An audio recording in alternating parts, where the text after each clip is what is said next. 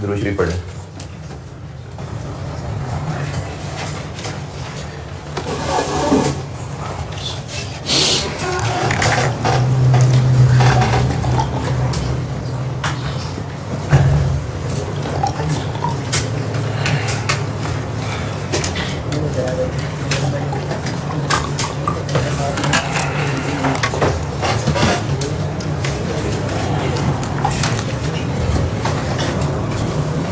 कौन कौन सा कहा था? 4 और 7।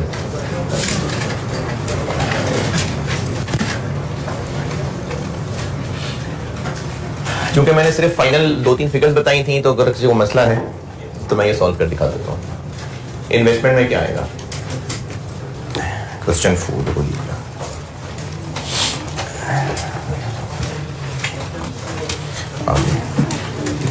ज्यादा नहीं, ठीक है।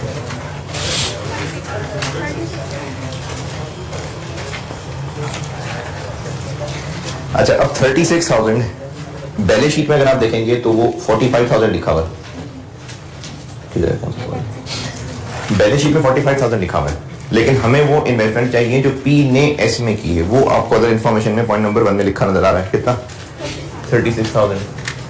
एनसीआई फेयर वैल्यू पे है। एनसीआई फेयर वैल्यू का कॉन्सेप्ट दोबारा सुन लें। एनसीआई फेयर वैल्यू का कॉन्सेप्ट ये है कि जिन लोगों ने हमें शेयर नहीं बेचे, अगर वो भी उस दिन बेच देते तो कितने के बेचते जो उनकी उस दिन मार्केट वैल्यू है। तो फेयर वैल्यू ऑफ एनसीआई दी हुई है 23,000। इसमें से लेस उस दिन के नेट एसेट्स क्या क्या था? कितना? 30,000 और 32,000। फिर प्रीमियम कितना? 3,000 और अदर रिजर्व 2,000 और 12,000। अच्छा, ये अगर अभी भी किसी को इतराज है कि ये अदर रिजर्व और रिटेन अर्निंग्स तो बैलेंस शीट में कुछ और आ रहे हैं, तो हम ये गुडविल की वर्किंग कर रहे होते हैं जिस दिन हमने शेयर्स खरीदे थे उस दिन के हिसाब से। तो उस दिन एस के ये अदर रिजर्व रिटेन अर्निंग क्या थे वो लिखना है। फिर इसके बाद इनका टोटल और वो सारा का सारा यहाँ आएगा 49। क्यों? क्योंकि हमने पूरी कंपनी की वैल्यू पर लिख ली 10,000। गुडविल में बताइए अगर कोई एतराज, परेशानी, तकलीफ है तो। देखें ये जो बेसिक आपको प्रोसीजर करा रहा हूं ना, ये सारा का सारा हाथ से गुजरेगा तो इसके ऊपर फिर बिल्डिंग खड़ी होनी है। अगर आप इसको पूरा हाथ से सॉल्व नहीं करेंगे और सिर्फ देख के समझ लेंगे तो फिर बिल्डिंग नहीं खड़ी होगी। गुडविल की वर्किंग में जरा सी भी कंफ्यूजन है तो पूछें। अदर रिजर्व्स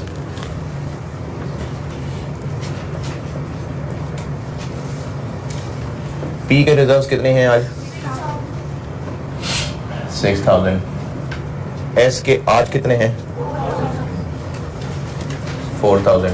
एस के कल कितने थे प्री एक्विजिशन? 2,000। ये तो बाद में इसने 2,000 और कमाए, जिसपे हमारा हक कितना है? 60 दिया भाई, निकालना पड़ा। चलिए 60% 1,200 7,200। रिटेन अर्निंग्स, पेरेंट की रिटेन अर्निंग्स कितनी? 60,000। इसमें शामिल कर लेते हैं एस की पोस्ट, लेकिन पहले वो निकाल लें। एस की कितनी है? 51,000। ये मैंने रिटेन अर्निंग में भी ना ये 2 कॉलम में फिगर्स चला रहा हूँ। ये पी की फिगर दिखा करूंगा और यहाँ एस की फिगर्स। तो एस का एक्विजिशन डेट पे कितनी रिटेन अर्निंग की फिगर? 12,000। तो एस ने बाद में कमाई 39,000। इस पे हमारा हिस्सा 60 है। 23 400 83,400। अच्छा, अगर यहां पर 60% नहीं लगाया तो फिर यहां भी ना लगाते। यहां तो लगना है क्योंकि प्रॉफिट्स अदर रिजर्व्स पे तो हमारा हिस्सा शेयर होल्डिंग के हिसाब से ही है। गुडविल तो इसलिए ऐसी कैलकुलेट की थी ताकि फुल गुडविल निकल आए। इसको फुल गुडविल मेथड कहते हैं। ये वो फिगर लिखी कि एनसीआई के लोग जिन्होंने उस वक्त शेयर नहीं बेचे थे, अगर वो भी बेचते तो कितने के बेचते, और अगर वो बेचते तो हम ये सारी शेयर होल्डिंग खरीद रहे होते। इसलिए इसमें से पूरा 49 माइनस हो रहा है। लेकिन ये सिर्फ गुडविल निकालने के लिए था और ये अगर था, निकले गुडविल। अदर रिजर्व और रिटेन अर्निंग में तो जो असल में हमारे पास शेयर होल्डिंग है उसी के हिसाब से कैलकुलेशन होगी। और एनसीआई जो उस वक्त एनसीआई की वैल्यू है 23,000, उसमें एनसीआई का अदर रिजर्व्स का हिस्सा 2000 का 40% 800, और रिटेन अर्निंग्स में एनसीआई का हिस्सा 39,000 में 40% 156,000 39,400।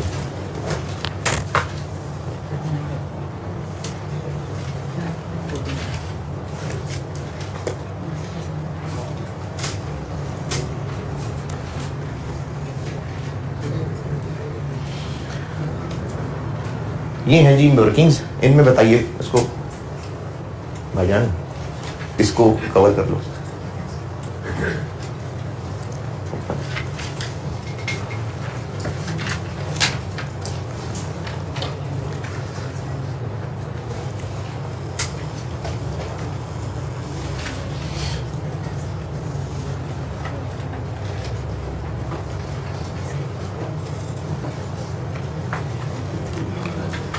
और एसएफपी में क्या क्या है? पीपीई कितना कितना?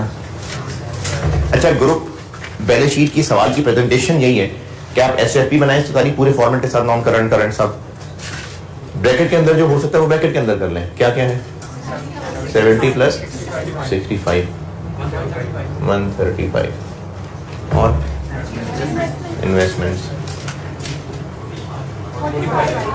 45 में से हम ये निकाल लेंगे प्लस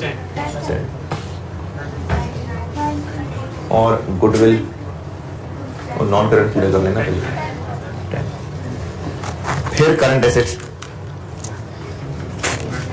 इन्वेंट्री 10 + 8 18,000। फिर डेटर्स 9 + 10 19। फिर कैश एंड बैंक 18।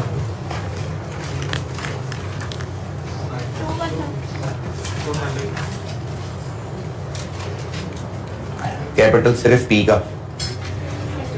50, प्रीमियम भी सिर्फ पी का। Other reserves working 2 70 200। Retain earnings 834,000। NCI 39,400। और इसके बाद क्रेडिटर्स 19 + 15 34,000 और 219।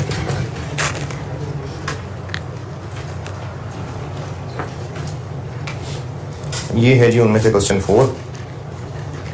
और बैलेंस शीट की लाइन वर्किंग्स कोई मतलब पूछें?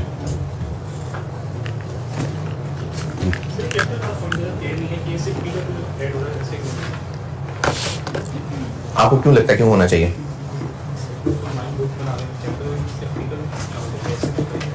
अच्छा, बैलेंस शीट में लिखे हुए शेयर कैपिटल का मतलब है कि कंपनी ने जो शेयर इशू किए हुए हैं इन्वेस्टर्स को, तो एस ने किसको शेयर इशू किए हैं? अगर 100% शेयर करो सारे के सारे पी को, तो अब वो सेंस ये लगेगी कि ग्रुप ने शेयर्स ग्रुप को इशू किए हैं। तो मतलब जो पी के उसके अंदर ऑलरेडी ऐसे शामिल है मतलब जो पी का जो शो है उसके अंदर ऐसे भी शामिल नहीं नहीं नहीं नहीं नहीं। एस ने जो शेयर्स इशू किए हैं और वो पी को भी मिले हुए हैं क्योंकि पी ओनर है, तो पी ने वो कैपिटल में अपने में थोड़ी रख लिए हैं। पी के शेयर कैपिटल में कौन सा आ रहा है? जो पी के ओनर्स को इशूड है। तो ग्रुप वन टर्म से वही ओनर्स हैं। एस का ओनर तो है ही पी, ये मैं बता रहा हूं। अगर 100% शेयर खरीदे हो तो एस का ओनर पी है। अगर एस ने पी को शेयर इशू किए हैं तो एस की बैलेंस शीट में जो शेयर कैपिटल आ रहा है वो इशू टू पी है। ग्रुप वन टर्म से जब बैलेंस शीट बनाएंगे तो एस का कैपिटल अब ग्रुप के अंदर लिख देंगे, तो उसकी मीनिंग क्या होगी कि ग्रुप ने ग्रुप को शेयर इशू किए हैं। तो ये सेंस नहीं बनती ना, इसलिए एस वाला कैपिटल नहीं लिखना। अच्छा अब लिख लेते, अब तो सारे शेयर्स पी के पास नहीं, अब तो 40% और लोगों के पास हैं, तो उसको कैपिटल के नाम से नहीं लिखा, इसके अंदर मिला दिया। और पूछें? अच्छा जी, क्वेश्चन 7, उसमें गुडविल नेगेटिव निकलेगी और चूंकि पीछे गुडविल की वर्किंग नजर नहीं आ रही तो हो सकता है आपको उसमें परेशानी हो, गुडविल की वर्किंग बना के दिखा देते हैं। क्वेश्चन नंबर 7, गुडविल की वर्किंग। इन्वेस्टमेंट कितनी?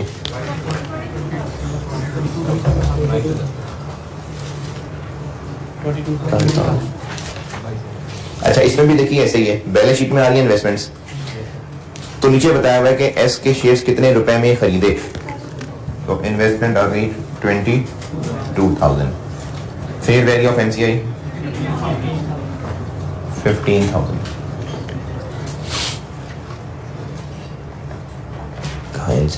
ठीक,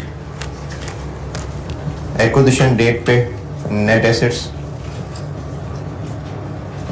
कैपिटल 30,000 और premium 3,000, other reserves 4,500, 2,500, retain earnings 4,500। इसका टोटल वहां से लेस करेंगे तो नेगेटिव गुडविल आ जाएंगे, और उस नेगेटिव गुडविल को कहां लिखेंगे फिर? रिटेन अर्निंग में, यहाँ ऐड नेगेटिव गुडविल। कंसोलिडेशन का बेसिक प्रोसीजर खत्म, अब एडजस्टमेंट पे आते हैं। अच्छा अब मैं आपको एडजस्टमेंट समझाता जाऊंगा और जो नोट्स में लिखी होगी चीज वो फिर आपको कहूंगा कि वहां से पढ़ लें, और फिर उसकी प्रैक्टिस आप लोग ही करेंगे यहीं पर।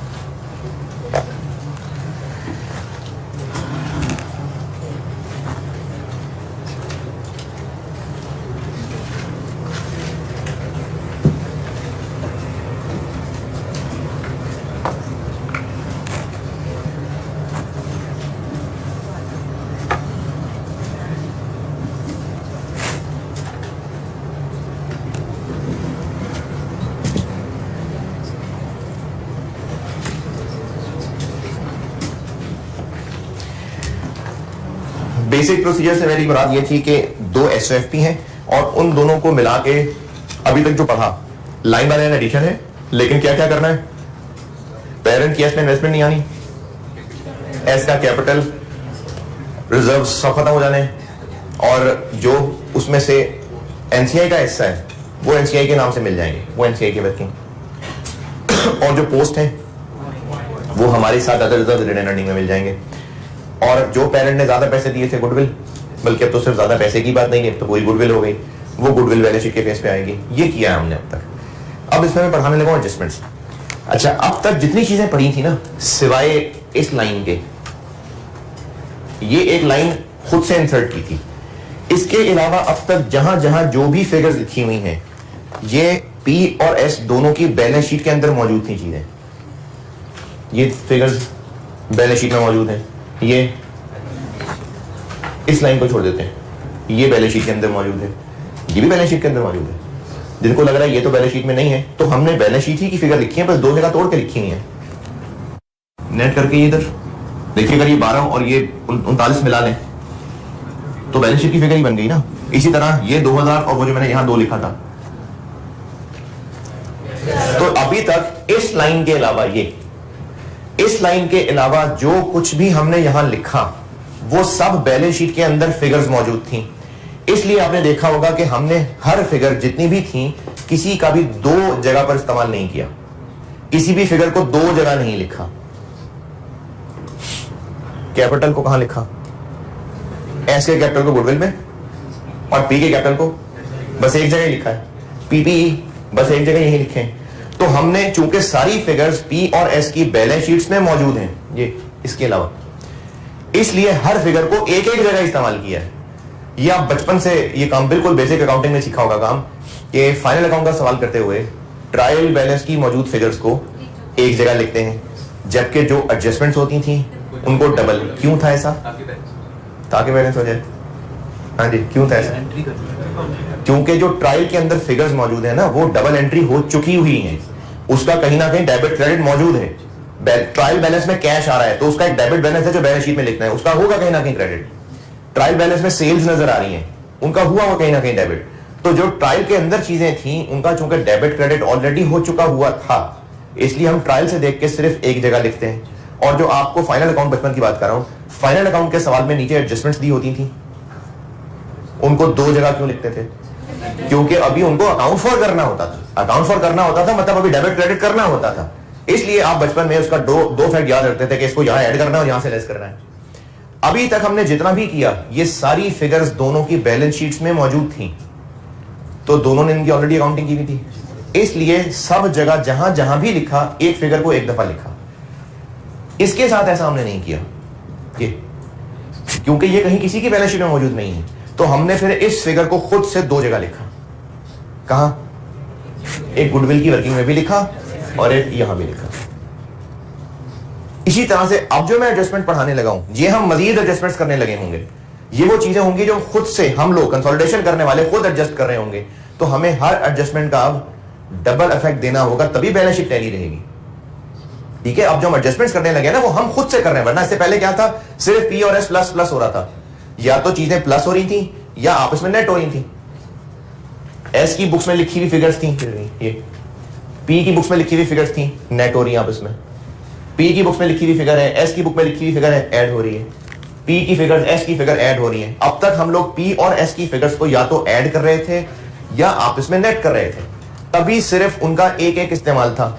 लेकिन अब से ऑनवर्ड जो पढ़ाने लगा हूं वो हम कंसोलिडेशन की खास एडजस्टमेंट्स करेंगे, हम लोग खुद से इंसर्ट कर रहे होंगे, तो इसलिए फिर हमें उनकी ट्रीटमेंट भी दो दो जगह करनी होगी, हमें उनका डबल इफेक्ट इंश्योर करना पड़ेगा। बाकी ठीक है, अभी सिखाता जाता हूं तो करते जाते हैं।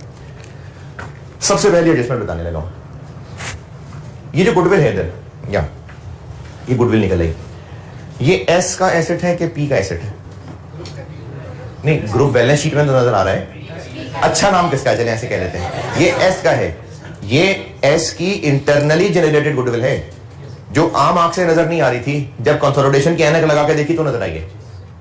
वो कभी चार देखे बचपन में, वो हाथ में कीड़े नजर नहीं आ रहे होते, तो फिर वो खास रोशनी आती है डिटोल इस्तेमाल करने से पहले, फिर वो सारे नजर आने लग जाते हैं, फिर डिटोल इस्तेमाल हो जाता है तो फिर नहीं, एक रह जाता है, तो वो जो खास रोशनी में कीड़े नजर आते हैं ना, तो एक गुडविल थी, ये उस खास रोशनी में नजर आई है। ये पहले भी थी, किसका अच्छा नाम है, ये एस का, ये पहले भी मौजूद है, लेकिन एस की बैलेंस शीट में नहीं थी, तो हमें ये गुडविल की वर्किंग करने के बाद ग्रुप बैलेंस शीट में नजर आ रही है, ये एस का एसेट।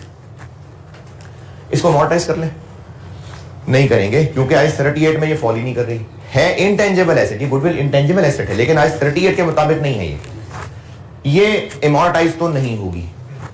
लेकिन जैसे जैसे ईयर्स गुजरते जाएंगे, अच्छा ये ना जो बात बताने लगा हूं, ये काम करना आपके स्कोप में नहीं, सीफा 1 में है, इसका एंड रिजल्ट जो आप तक है वो बताना, वो आपका करने वाला काम है। पहले नॉलेज के लिए बता रहा हूं कि होता क्या है। ये सीफा 1 में होता है, पूरा एक ग्रुप होता है एसेट्स का, उसको कैश जनरेटिंग यूनिट्स कहते हैं, CGU। उस पूरे ग्रुप के अंदर गुडविल भी शामिल होती है, पूरा ग्रुप ऑफ एसेट्स होता है। उस ग्रुप की इंपेयरमेंट टेस्टिंग होती है। उस ग्रुप की इंपेयरमेंट टेस्टिंग में अगर उस पूरे ग्रुप की कैरिंग अमाउंट, उस पूरे ग्रुप की रिकवरेबल अमाउंट निकाल के कंपेयर की जाती है, अगर वो पूरा ग्रुप इंपेयर है तो ये कैश जनरेटिंग यूनिट का इंपेयरमेंट लॉस है। कैलकुलेशन के लिए वो ग्रुप था, लेकिन अब जब लॉस बांटा जाएगा तो उस ग्रुप में जितने एसेट्स हैं, पीपी होंगे, इंटेंजिबल एसेट्स भी हो सकते हैं, इन्वेस्टमेंट प्रॉपर्टी भी हो सकती है, या 36 सीफा 1 में पढ़ेंगे आप लोग।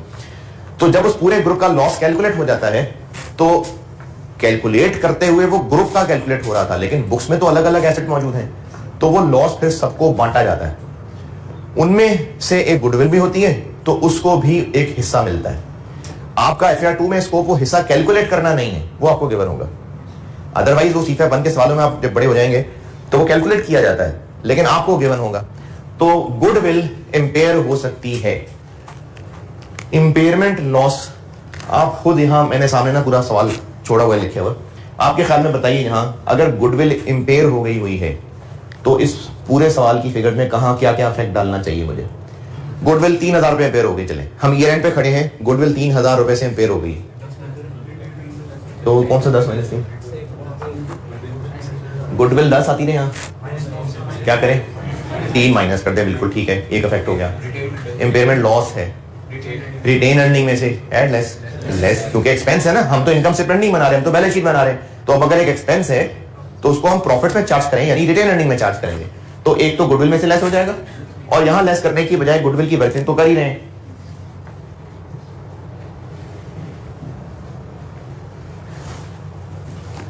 यहां से लेस हो जाया करेगा गुडविल की वर्किंग की, यहां से 3,000 लेस इम्पेयरमेंट लॉस। अच्छा सिर्फ for the year impairment loss या जब से कंसोलिडेशन जब से एक्विजिशन हुई है, सिर्फ फॉर द इम्पेयरमेंट लॉस या जब से एक्विजिशन हुई है आज तक जितनी गुडविल इम्पेयर हो चुकी है? For the year. क्यों फॉर द ईयर? क्यों फॉर द ईयर?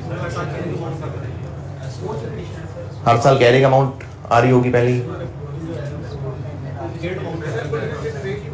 गुडविल कहाँ आ रही होगी कैरिंग अमाउंट पे? किसकी बुक्स में? वही कह रहे हो ना, गुडविल कैरिंग अमाउंट पे किसकी बुक्स में आ रही होगी? ग्रुप की कौन सी बुक्स हैं जिसमें सीडीवीडी होगा? हमने 2020 का सवाल कर दिया। अब 2020 में गुडविल 10,000 आ गई, तो अब 2021 में गुडविल के अकाउंट में एक बीडी बैलेंस आ रहा होगा। कोई है ही नहीं गुडविल का अकाउंट। ये जो हम सारा कुछ बना रहे हैं, ग्रुप की कोई बुक्स हैं अलग से, वहां अलग से डेबिट क्रेडिट होता है? नहीं होता। ये तो जब भी काम होगा दो तैयार बैलेंस शीट को लेके प्लस माइनस करके कुछ वर्किंग्स करके ही होगा, चाहे वो वर्किंग कोई कागज पे कर रहा हो चाहे कंप्यूटर में कर रहा हो, ये वर्किंग ही रही होगी। तो ऐसा नहीं है गुडविल पहले पिछले सालों में जितनी भी थी वो इम्पेयर हो गई थी, उसकी कोई कैरिंग अमाउंट आ रही थी, कहाँ आ रही थी? इसकी तो कोई कैरिंग अमाउंट नहीं है। सर वो पिछले साल की बैलेंस शीट हाँ, उसमें अगर पहले 13,000 थी और 10,000, तो इस साल 10,000 आ रही है। अच्छा ये आप ये वर्किंग देखें, इस वर्किंग को देख के लग रहा है कि ये वो फिगर है जो पहले 13 थी, इम्पेयर होके अब 10 रह गई है। इधर ऊपर देखें, ऐसा लग रहा है कुछ? ये ऊपर क्या लिखा हुआ हमने सारी फिगर उस हिस्टोरिक टाइम की लेनी है, तो हम तो ये जो नीली नीली कैलकुलेशन कर रहे हैं ये है ही वो फिगर जो गुडविल एट एक्विजिशन थी। देखें असल में क्या होता है, असल में अकाउंटेंट ने अगर पहले साल एक्विजिशन का पहला साल है तो उसने ये सारी कैलकुलेशन कर ली होती है। अगले ईयर्स में वो यहीं से 2021 आया, यहाँ इम्पेयरमेंट लॉस माइनस कर दिया, 22 आया एक और लेस कर दिया, 23 आया एक और माइनस कर दिया। ये सारी उसके पास एक्सेल में मौजूद होगा। स्टूडेंट के पास थोड़ी पिछले सालों की वर्किंग है। स्टूडेंट तो सवाल करते हुए सारा ही नए सिरे से ही कर रहा है। जब स्टूडेंट इस सवाल को सॉल्व कर रहा होगा तो ये सारी फिगर्स क्या निकाली होती है? 10,000 क्या है जो एक्विजिशन के ऊपर गुडविल थी, तो वो तो अब सारा कुछ ही जीरो से ही कर रहा है स्टूडेंट। इसलिए ये कौन सा इम्पेयरमेंट लॉस होगा? फॉर द ईयर या जो एक्विजिशन से लेके आज तक हुआ है, ये आज तक वाला होगा, क्योंकि balance sheet for the year नहीं होती है, एज एट होती है। गुडविल में से लेस कर लिया। दूसरा फैक्ट बताएं क्या करना चाहिए? रिटेन अर्निंग से लेस। अब यहां पर फर्क समझ लीजिएगा। अगर एनसीआई प्रोपोर्शनेट शेयर पे है तो गुडविल कैसे कैलकुलेट करते? यही सवाल चलो प्रोपोर्शनेट शेयर पे होता तो सिर्फ 36 लिखते, ये 23 ना लिखते, और इधर इस 49 का 60% वहां लिखते। तो गुडविल की जो अमाउंट आ रही होती वो अमाउंट होती जो पेरेंट ने ज्यादा पैसे दिए थे। अब अगर उस गुडविल में इंपेयरमेंट होगी तो तकलीफ भी सिर्फ पेरेंट को ही होगी। देखें पेरेंट ने जितने पैसे दिए थे उसके हिसाब से जो गुडविल निकली थी बस वही गुडविल है, तो अगर वो इंपेयर हो रही है तो तकलीफ भी किसको? सिर्फ पेरेंट को, सिर्फ पी को। तो अगर एनसीआई प्रोपोर्शनेट शेयर पे हुई गुडविल की वर्किंग में से लेस, और दूसरा फैक्ट रिटेन्ड अर्निंग्स में यहां से लेस।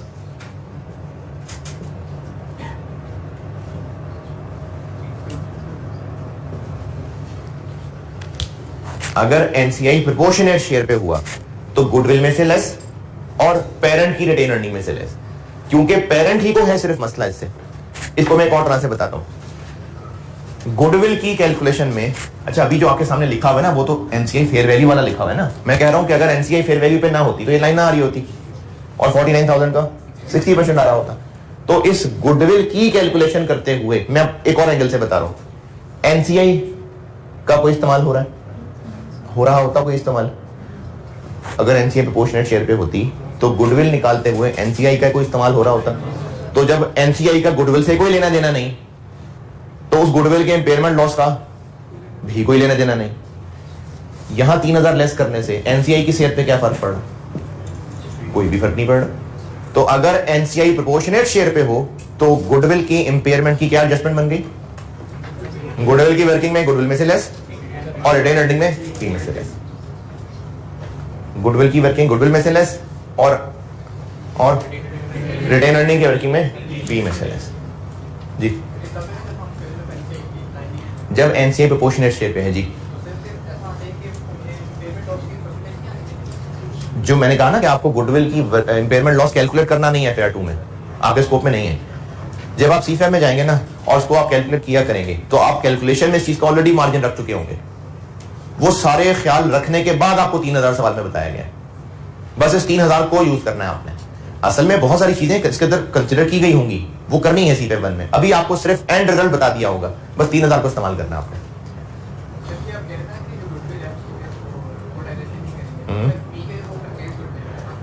पी के लिए नहीं है, एक्चुअली ग्रुप के लिए। पी ने तो उसको अपनी बुक्स में नहीं दिखाया हुआ ना, गुडविल को ग्रुप की बैलेंस शीट में आ रही है। ये है ही ना, I38 में फॉल ही नहीं करेगा। जब I38 में फॉल ही नहीं कर रही है गुडविल, तो उसके ऊपर फिर अमॉर्टाइजेशन भी नहीं लग रही। गुडविल सिर्फ इंपेयर होगी, अमॉर्टाइज नहीं होती। हाँ जी, गुडविल की इंपेयरमेंट लॉस की एडजस्टमेंट, गुडविल की वर्किंग में से लेस, आखिर में जाके गुडविल में से लेस और रिटेन अर्निंग में पी वाले कॉलम में से लेस। जी हाँ, अभी हम बैलेंस शीट बना रहे हैं ना, एसोसिएट पढ़ाऊंगा तो इसका भी जवाब दे दूंगा। जाना है कहीं? हाँ, तो ये बैलेंस शीट बता रहा हूँ। गुडविल की वर्किंग में से लेस और रिटेन अर्निंग में, अच्छा ये ना 2 कॉलम अलग रखने हैं हमने। ये मैंने पी वाला कॉलम रखा है, इसमें जितनी भी एडजस्टमेंट हमने पी के प्रॉफिट को चार्ज करनी होंगी वो यहां चलेंगी, और जितनी एस को चार्ज करनी होंगी वो इधर चलेंगी।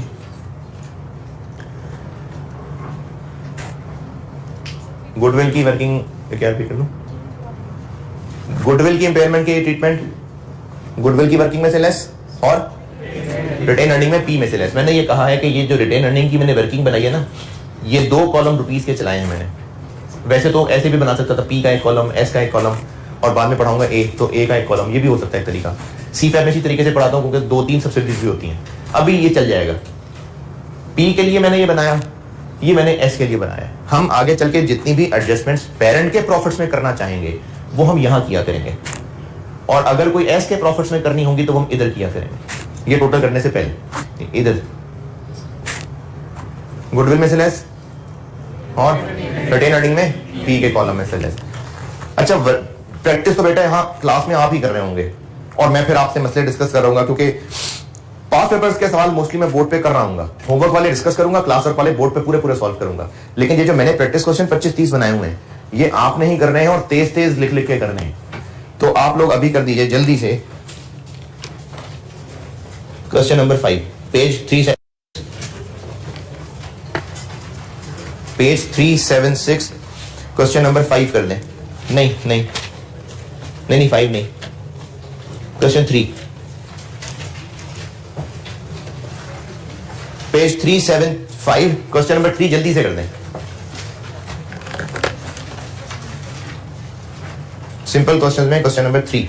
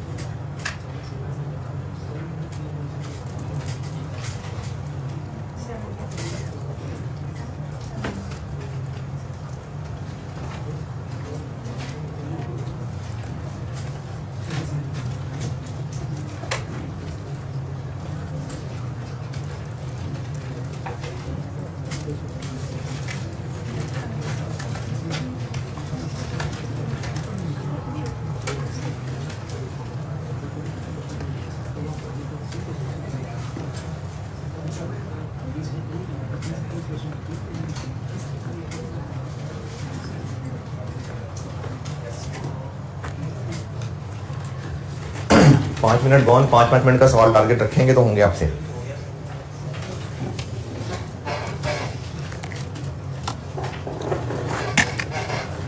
अच्छा, आप लोगों को ने सवाल करने को कहीं इसलिए रहा हूं क्योंकि आप बार बार ये सवाल करेंगे तो बेटा सारी प्रैक्टिस इसकी बनेगी, टाइम मैनेजमेंट की खास तौर पे। इसलिए पूरी वर्किंग्स के साथ करिएगा।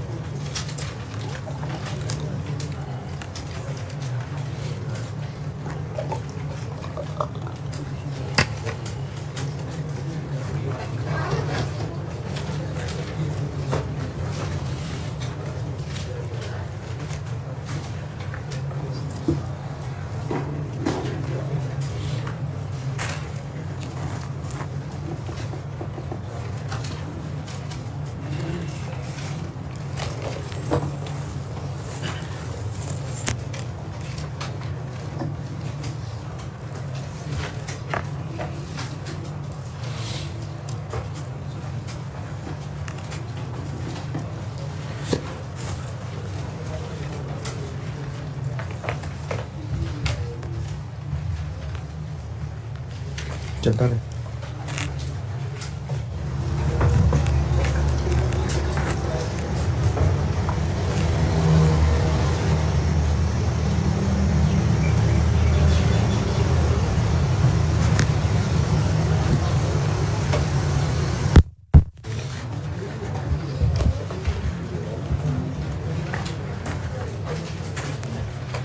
इतना टाइम लगाएंगे तो यार तू हो गया डन। अच्छा, इसके क्वेश्चन 7 के बाद जो आगे हैं ना, उनके मैंने प्रॉपर सोल्यूशन पीछे रखे हुए हैं। ये इन बेसिक सवालों के नहीं रखे थे। कोई फिगर मैच नहीं कर रही तो बताएं, मैं वर्किंग कर देता हूँ उसकी। हाँ जी, किसी को कोई फिगर में जरा भी परेशानी, किसी को कोई नहीं मसला है? एनसीए बता दूं? हाँ तो बोले यार।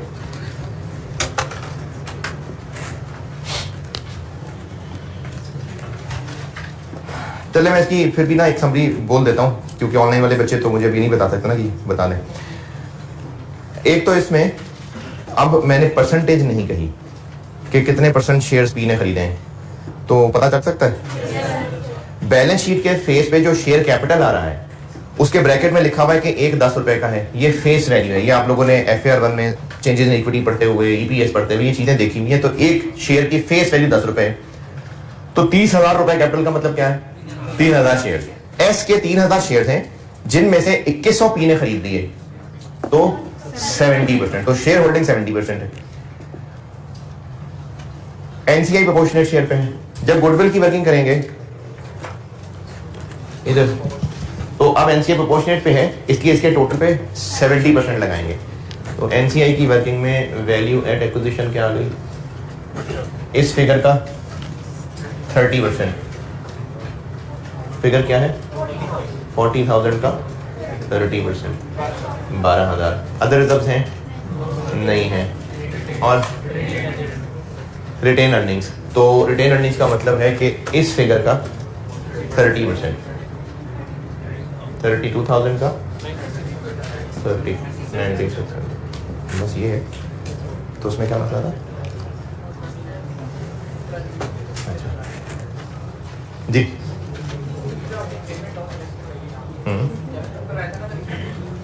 NCI प्रोपोर्शनेट पे है जी।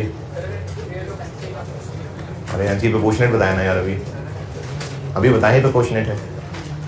तो इंपेयरमेंट यहां से लेस और रिटेन अर्निंग में यहां से लेस। डन।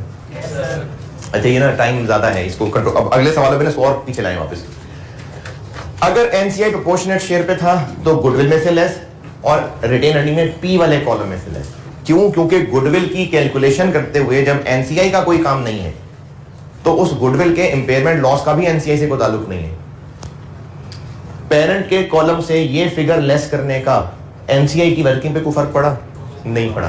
तो NCI को इस लॉस का कोई इफेक्ट नहीं जाएगा। लेकिन अगर NCI फेयर वैल्यू पे है, जैसे यहां सामने है NCI फेयर वैल्यू पे है। अच्छा, NCI फेयर वैल्यू पे आने से क्या होता है? गुडविल फुल आ जाती है ना, ज्यादा आ जाती है। अब अगर NCI फेयर वैल्यू पे है तो गुडविल की कैलकुलेशन करते हुए पेरेंट के दिए हुए पैसों का भी हिस्सा है और NCI की फेयर वैल्यू का भी हिस्सा है। गुडविल की कैलकुलेशन अगर NCI फेयर वैल्यू मेथड पे हो तो बता रहा हूं, गुडविल की फिगर कैलकुलेट करते हुए पेरेंट का हिस्सा भी शामिल हुआ और NCI के फेयर वैल्यू भी शामिल हुई, दोनों भाई मिलके आए यहां पर। अब अगर गुडविल की इंपेयरमेंट होगी तो दोनों को तकलीफ होनी चाहिए, क्योंकि गुडविल की वर्किंग में दोनों को इस्तेमाल किया गया है। अब दोनों को तकलीफ कैसे पहुंचाई जाए? इसको 70-30 मानते हैं, तो उसके लिए टाइम ज्यादा लगेगा। इसका ज्यादा बेहतर हल ये है कि इस कॉलम का हमने टोटल करना था, 70 इधर लाना था, 30 इधर ले जाना था, तो हम यहां से लेस कर देंगे।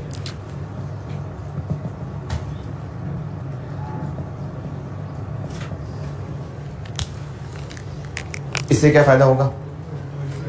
जो अब ये फिगर बनेगी उसमें हो गया ना ये पूरा लेस।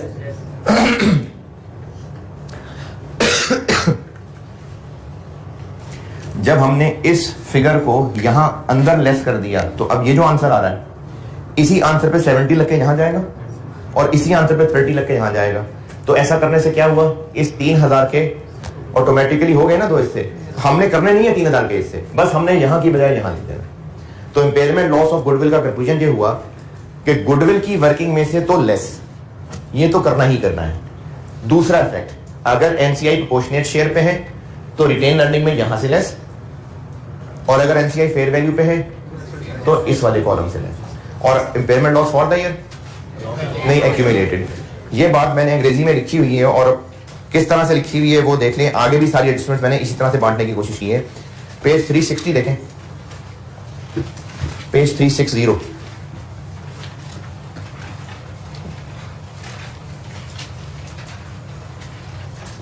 पेज 360।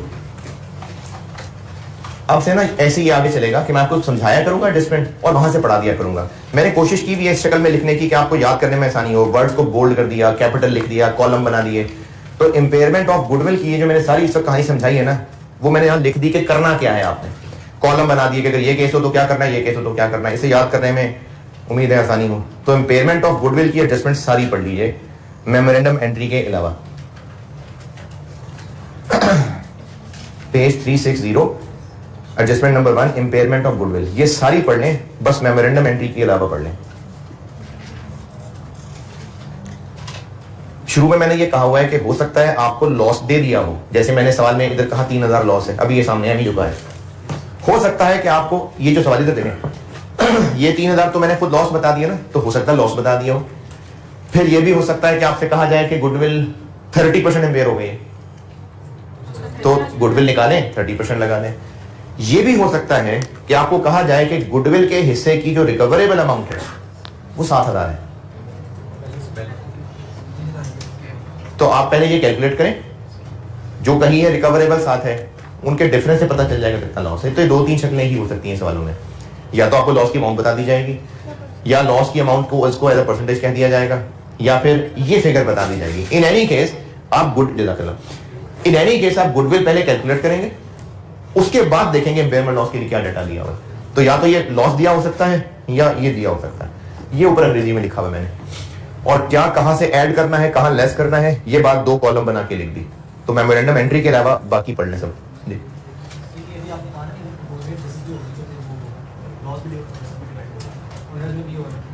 प्रोपोर्शनेट पे होगी नहीं, मैंने ऐसा नहीं कहा, मैंने प्रोपोर्शनेट से ऐसा नहीं कहा, अरे इधर ना करो।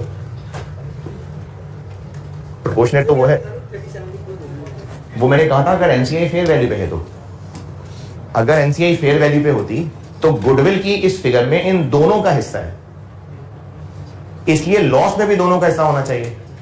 तो उसकी प्रैक्टिकल शक्ल ये बताइए कि आप 2 हिस्सों में ना पड़े, आप इस 3000 को यहां से लेस कर लें, वो खुद ब खुद हिस्सों में इसका हिस्सा। जैसे मेहमान बैठे, सबकी प्लेट में दाल भी डालनी है चावल भी डालने हैं, तो फिर पहले देगचे में दाल चावल मिक्स कर लें, वही सबको बांट दें, तो ऑटोमेटिकली दाल भी बढ़ जाएगी चावल भी बढ़ जाएंगे। तो हमने यहीं से लेस कर लिया। अब जब इस फिगर पे 70 लगेगा, इसी फिगर पे 30 लगेगा, तो वो दोनों को खुद ब खुद इस लॉस का मजा आ जाएगा।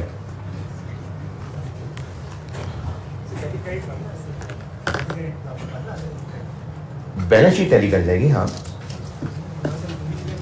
हाँ, यहां से पूरी लेस हो गई, यहां से लेस होने से उसका 70% हिस्सा इसके अंदर कवर हो गया, 30% इसके अंदर कवर हो गया। ये भी इक्विटी में आना, ये भी इक्विटी में आना, ये एसेट्स में आना, तो बैलेंस शीट टैली हो जाएगी। हाँ जी, एडजस्टमेंट 1, ये इस स्टाइल पे ये बात समझ आई, जैसे मैंने लिखा हुआ है कि ये केस तो ऐसे ऐड करना है, डिडक्ट करना है, किसमें से करना है, बस इसी पैटर्न पे मैंने सारे नोट्स बनाए हुए हैं जी। नहीं गिवन होगी ना सवाल में, आपको कहा होगा, अब जैसे 2021 का सवाल है, आपको कहा होगा कि 2020 में 700 एम्पेयर हुई थी, 2021 में मजीद 2000 एम्पेयर हो गई, तो फिर आप 2700 कर रहे होंगे। यहाँ पर आपको दी होगी सवाल में इंफॉर्मेशन, गुडविल की इम्पेयरमेंट लॉस की इंफॉर्मेशन क्लियरली मिल जाएगी सवाल में। अच्छा, पहले वाले पे आपने को 12-13 मिनट लगा दिए, अब 5 मिनट बहुत हैं, आप कर दीजिए क्वेश्चन जो मैंने पहले बोल बैठा था। क्वेश्चन 5 कहा था मैंने जी, 5 पेज 376, क्वेश्चन 5 कर दें जल्दी से, अब टाइम को और कम करें।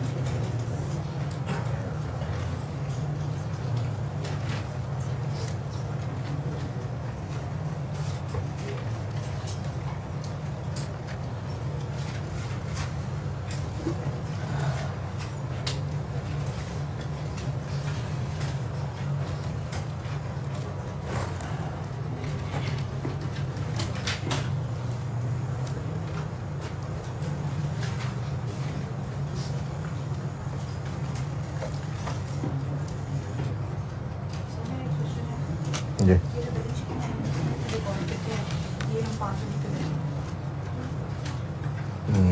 इन्वेस्टमेंट पावर वेरी कर सकते हैं? बिल्कुल नहीं, जितने की खरीदी है उतने की। ये जो इन्वेस्टमेंट इन एस है, नहीं पावर वेरी तो नहीं, खरीदी उतने पे।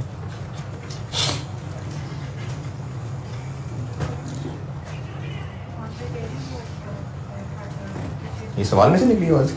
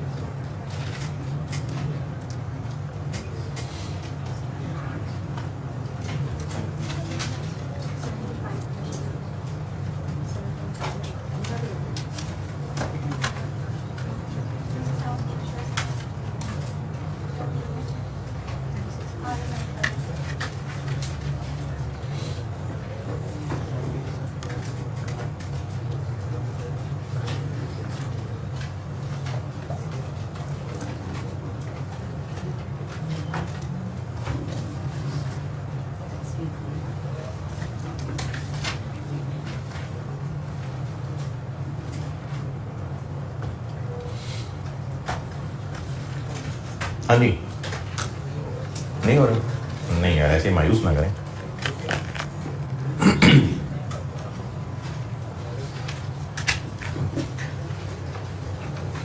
चले बताता हूँ।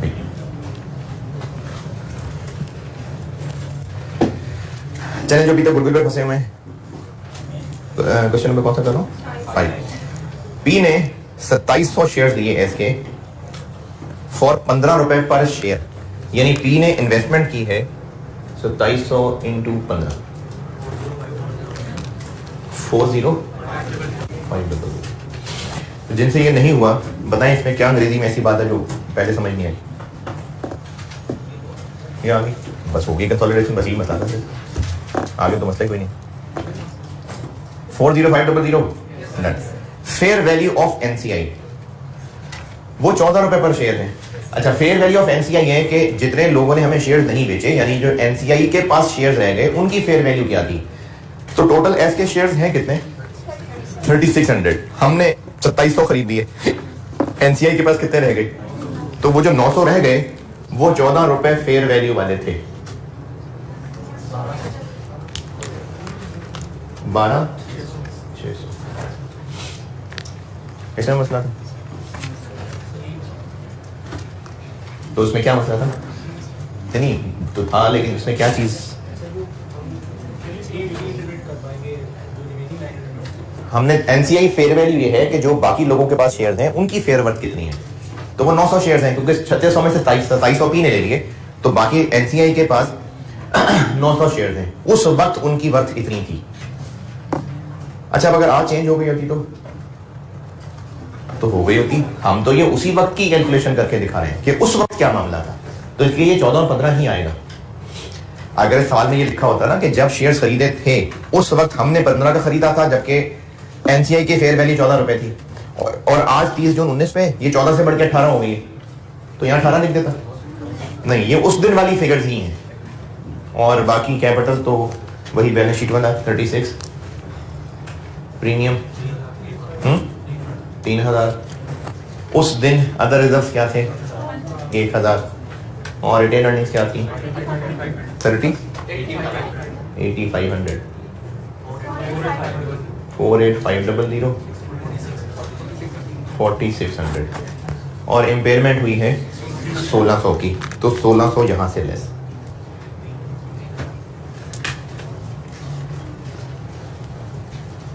अच्छा, यहां से लेस और इधर से लेस, क्योंकि एनसीआई फेयर वैल्यू पे है इसलिए यहां से लेस। और पेरेंट ने कितने परसेंट शेयर लिए हैं? तो 3600 में से 2700, उसकी रेशो निकल आएगी, 75% बनते हैं। और इस सवाल में बताएं जो पूछना है। हाँ जी, डन। यहां तक को कदम जम रहे हैं क्योंकि आगे चल रहे हैं हम, ठीक है ना? यहां तक पेज 360 पे, हाँ पेज 360 पे आए। ये जो मेमोरेंडम एंट्री की है ना मैंने, ये अगर आपको ना भी समझ आए तो उनकी ज्यादा टेंशन नहीं लेनी, क्योंकि कहीं एंट्रीज होती तो नहीं है। होता यह है कि अकाउंटेंट सिर्फ ये इंश्योर करने के लिए कि उसने कहां कहां क्या क्या एडजस्टमेंट की है, वो अपने पास एक रफ वर्किंग में डबल एंट्रीज कर सकता है। इसको मेमोरेंडम इसलिए कह रहा हूं क्योंकि ये किसी बुक्स में नहीं हो रही होती। तो ये सिर्फ इफेक्ट बताने के लिए कि जो जो एडजस्टमेंट हम कर रहे हैं उसका कहां कहां क्या क्या असर ले रहे हैं, ये उसके लिए एंट्रीज हैं। असल में हो रही होती हैं नहीं। हाँ, कुछ टीचर्स का तरीका है कंसोलिडेशन टी अकाउंट के जरिए पढ़ाने का, कुछ टीचर्स का।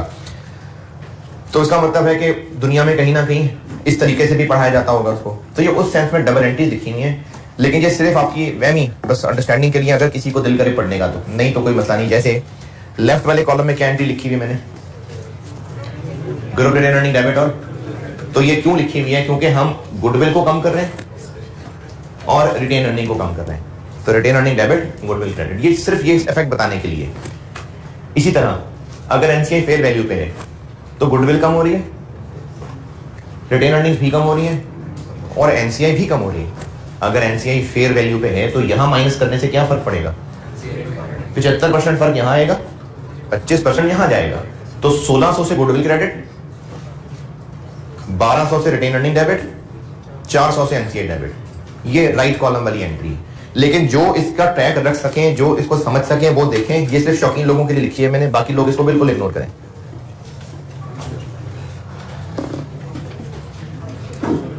गुडविल की इम्पेयरमेंट डन।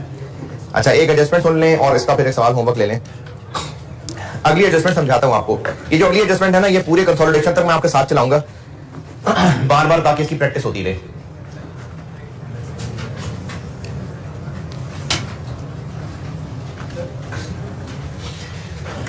अगली एडजस्टमेंट समझ लें। ये जो ग्रुप बैलेंस शीट में डेटर्स लिखे हुए हैं, पी की फिगर्स, पी की बैलेंस शीट में जो डेटर्स हैं प्लस एस की बैलेंस शीट में जो डेटर्स हैं, और क्रेडिटर्स मैंने यहां से उड़ा दिए।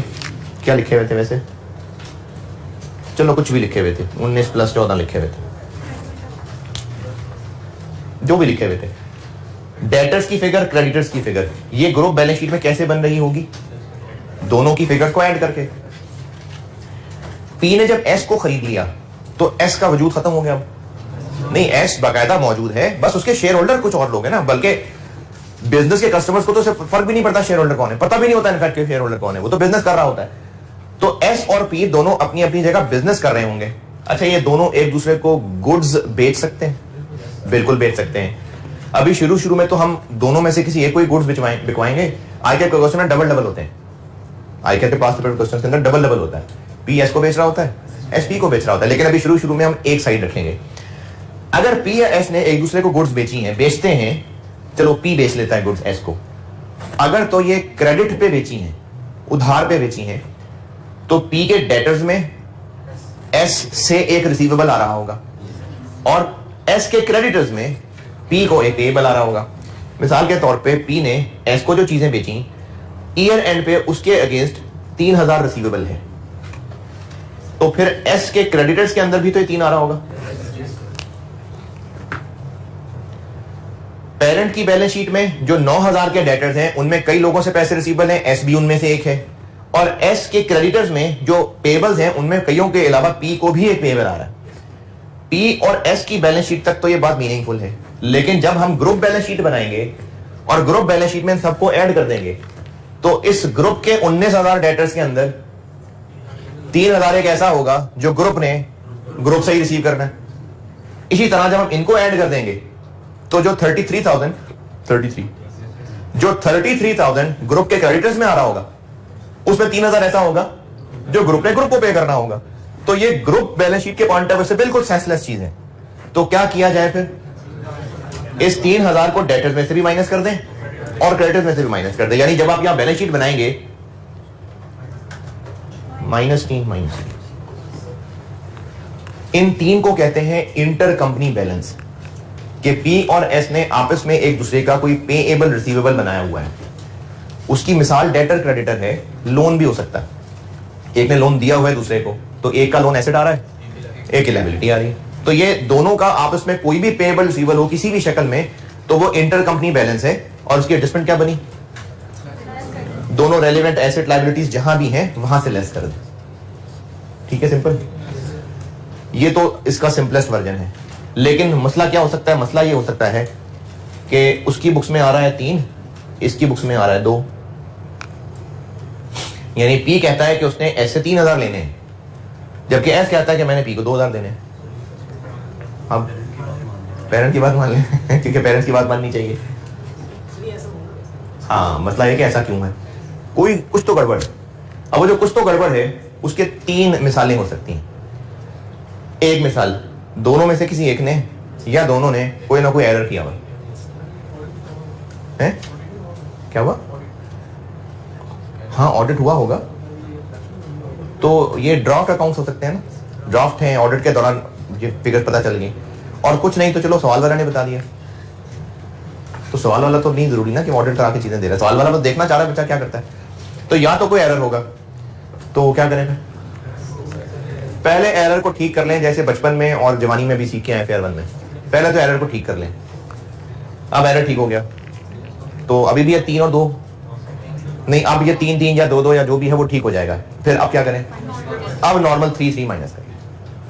या फिर ये फर्क हो सकता है कि इसने पैसे भेजे थे, पैसे उस तक पहुंचने से पहले ईयर एंड पहुंच गया, पैसे अभी कहीं सिस्टम में फंसे हुए थे, ईयर एंड आ गया, तो इसने पेमेंट की एंट्री कर ली, उसने रिसीट की एंट्री नहीं की थी।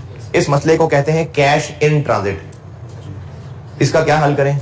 चलो रास्ते में है ना, कोई बात नहीं, पता तो लग गया, कर ले रिकॉर्ड। इसने नहीं रिकॉर्ड किया, मत कर ले, कैश डेबिट कर ले, डेटर क्रेडिट कर ले। अब क्या होगा? खत्म हो जाएगा। आप 2-2 टैली कर जाएगा, तो वो 2-2 लेस कर दें। ये चीजें जो मैं आपको जबानी बता रहा हूं ना, मैंने लिखी हुई है, और अब से ऑनवर्ड जितने सवाल चलाऊंगा मोस्टली मैंने सबके अंदर ये बार-बार रिपीट किया हुआ है, क्योंकि ये एक मुश्किल चीज होती है स्टूडेंट्स के लिए। इसलिए मैं आपको जबानी बता सारा कुछ रहा हूं, फिर सवालों में एक एक करके बार-बार आएगा। दोबारा सुनिए। सबसे पहले मैंने बात ये की कि इंटर कंपनी बैलेंस दोनों अमाउंट्स टैली कर रही हैं, तो क्या लेस कर दें। सिंपल। मसला क्या हो सकता है? मसला हो सकता है टैली नहीं कर रही, तो टैली ना करने के 3 रीजन हैं। या एरर होगा, तो इस मसले का हल पहले एरर ठीक कर लें। अच्छा, एरर कैसे ठीक कर लें? उसकी कोई ना कोई रेक्टिफाइंग एंट्री होगी। हो सकता है इसने कैश भेजा था, उसने रिकॉर्ड ही नहीं किया था, आप रिकॉर्ड कर ले। हो सकता है इसने कैश दिया था, जज्बात से ज्यादा रिकॉर्ड कर लिया था, रिवर्स कर दे। कोई ना कोई एरर होगा, एरर ठीक कर दें। उसके बाद जो अब सही बैलेंस है वो एलिमिनेट कर दें। दूसरी वजह कैश इन ट्रांजिट, इसने पैसे भेज दिए हैं, उसने रिसीव करके रिकॉर्ड नहीं किए थे, अब रिकॉर्ड कर ले। Cash debit, debtor credit. अच्छा, आप उसको डेबिट क्रेडिट कैसे करेंगे? Cash debit, debtor credit. आप वर्किंग में ब्रैकेट के अंदर ये काम कर रहे होंगे।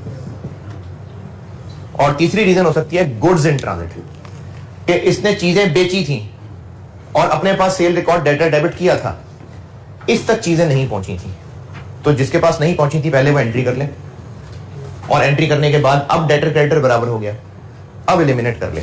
ये आप एडजस्टमेंट नंबर 2 सारी पढ़ लें सारी। इसकी प्रैक्टिस आएगी, बार बार आएगी प्रैक्टिस इसकी। Adjustment number 2 360 page, adjustment number 2 सारी पढ़ लें और होमवर्क कर दीजिएगा आप।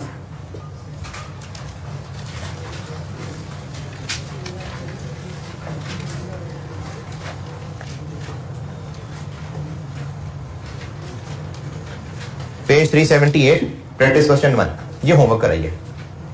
पेज 378। अच्छा, आप प्रैक्टिस क्वेश्चन जितने बनाए हैं ना, इनके मैंने पीछे पूरे सोल्यूशन पूरे छापे हुए हैं, तो आप होमवर्क करने के बाद इसको टैली कर सकते हैं। पेज 378 प्रैक्टिस क्वेश्चन में से प्रैक्टिस क्वेश्चन 1, ये होमवर्क है। चलें ठीक है, लेट हो गया, अल्लाह हाफिज़। ठीक है, अल्लाह हाफिज़।